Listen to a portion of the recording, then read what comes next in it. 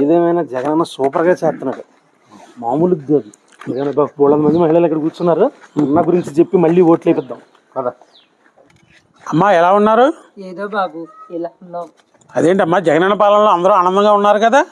మరీ ముఖ్యంగా జగనన్న పాలనలో ఆడవాళ్ళు మరింత ఆనందంగా ఉండాలిగా.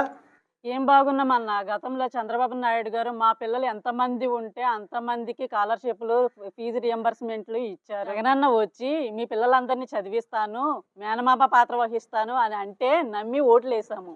అమ్మఒడి ఇస్తానన్నాడన్న, ఒక్కరికే ఇస్తానన్నాడు. సరే పోనీలే అనుకున్నాము. మొదటి సంవత్సరం 15,000 వేసాడు. రెండో సంవత్సరానికి వచ్చేసరికి 1000 కట్ చేసేసి 14,000 వేసాడు. మూడో సంవత్సరం వచ్చేసరికి 13,000 వేసాడు. ఇప్పుడేమో 6,000, 3,000, 7,000 వేస్తున్నాడు. ఏమి వేస్తున్నాడు అన్న? మాకు ముష్టి వేస్తున్నాడా? మా పిల్లలు చదువుకోకూడదా అన్న? ఎందుకన్నా మళ్ళీ రావాలి జగన్? అదేంటమ్మా మీకు డ్వాక్రా రుణాలు అవి ఇస్తున్నాగా?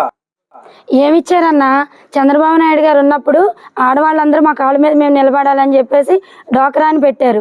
మేము చాలా లబ్ధి పొందున్నాము. ఈ జగన్మోహన్ రెడ్డి గారు నేను హామీ ఇస్తాను, ఇది ఇస్తానని చెప్తే నమ్మి ఓటేసాం. ఆయన వచ్చిన తర్వాత ఏం చేశాడు? మాకు అయ్యో డ్వాక్రా మాల్స్ అంట, ఆ మాల్స్లోని కొనాలంట. కొనకపోతే కనుక మీకు ఆ రుణాలు రావు, ఏ రుణాలు రావు అని బెదిరిస్తే తప్పనిసరి పరిస్థితులు వెళ్ళుకుంటే బయట 1,500 రూపాయలకి వచ్చే సరుకులు మాల్కి వెళ్ళి తీసుకుంటే 2,500 పెట్టి కొనాల్సిన పరిస్థితి. సరే అది పక్కన పెట్టుకుంటే 0 వడ్డీలు, రుణమాఫీలు, డ్వాక్రా మాఫీలు అన్నాడు. ఏం చేశాడు మీ జగనన్న? ఇంకా మమ్మల్ని ముంచడానికి మళ్ళీ రావాలా మీ జగనన్న? అదేంటమ్మా అలాగంటారు? మన జగనన్న గవర్నమెంట్లో పెంచుకోమని కోళ్ళు కూడా ఇచ్చాముగా. అవునయ్యో చెప్పింది కరెక్టే. జగనన్న కోళ్ళని 500 తీసుకొని కోళ్ళు ఇచ్చారు. అవి తీసుకొచ్చిన 4 రోజులకే చచ్చినాయి. దానా ఏం చేసుకోవాలో తెలియట్లేదు. ఒకవేళ బతికినా వాటిని ఏం చేసుకోవాలి? కూర వండుకోవాలా? గత ప్రభుత్వంలో చంద్రబాబు నాయుడు గారు ఉన్నప్పుడు వ్యాపారాలు చేసుకోమని రుణాలు ఇచ్చారు. ఇప్పుడు జగన్ వచ్చి కుక్కలను పెంచండి, కోళ్ళు పెంచండి అని వాటిని పెంటలు ఎత్తుకొని బతకాలా మేము? మళ్ళీ దేనికి అయ్యా జగన్ రావాలి? అదేంటమ్మా, మన జగన్మోహన్ రెడ్డి గారు మహిళల కోసం అనేక అభివృద్ధి కార్యక్రమాలు చేస్తున్నారు కదమ్మా. ఏం అభివృద్ధి చేశాడన్న? మహిళల్ని మేము కష్టపడి దాచుకున్న ప్రతి రూపాయి కూడా డ్వాక్రా డబ్బులు అక్షరాల 2,000 కోట్ల రూపాయలు నొక్కేశాడు. దీనికా రావాలన్న జగన్ మళ్ళీ? దీనివల్ల అభయహస్తం పెన్షన్ కూడా పోయింది. ఎందుకన్నా మళ్ళీ రావాలి జగన్? అది అట్లుంచమ్మా. జగన్మోహన్ రెడ్డి గారు ఎలక్షన్ ముందు ఏమన్నారు? అక్క చెల్లెమ్మల కళ్ళల్లో ఆనందాన్ని చూడటానికి మద్యపాన నిషేధం చేస్తా అన్నారు. చేశారా? లేదే.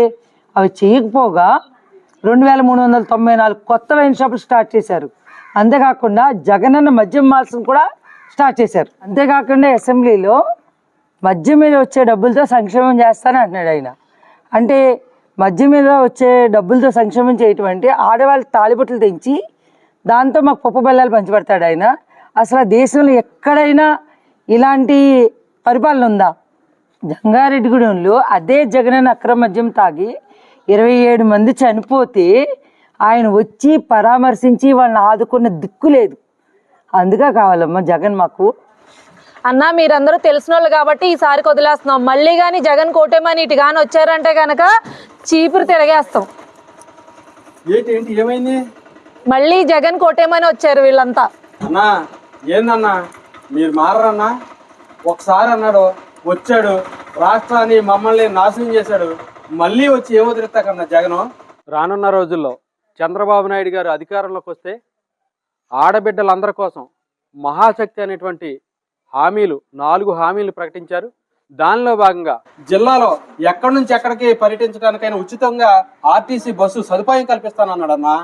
అదేవిధంగా సంవత్సరానికి 3 గ్యాస్ సిలిండర్లు ఉచితం. అదేవిధంగా ఆడబిడ్డ నిధి కింద ఎంతమంది మరి ఆడపిల్లలు ఉంటే అంతమందికి కూడా ఒక్కొక్కరికి నెలకి 1,500 ఇస్తానన్నాడన్నా. అదేవిధంగా ఎంతమంది ఇంట్లో పిల్లలు చదువుకుంటే అంతమందికి కూడా తల్లికి వందనం పేరు మీద ఒక్కొక్కరికి 15,000 రూపాయల చొప్పున ప్రకటించారు.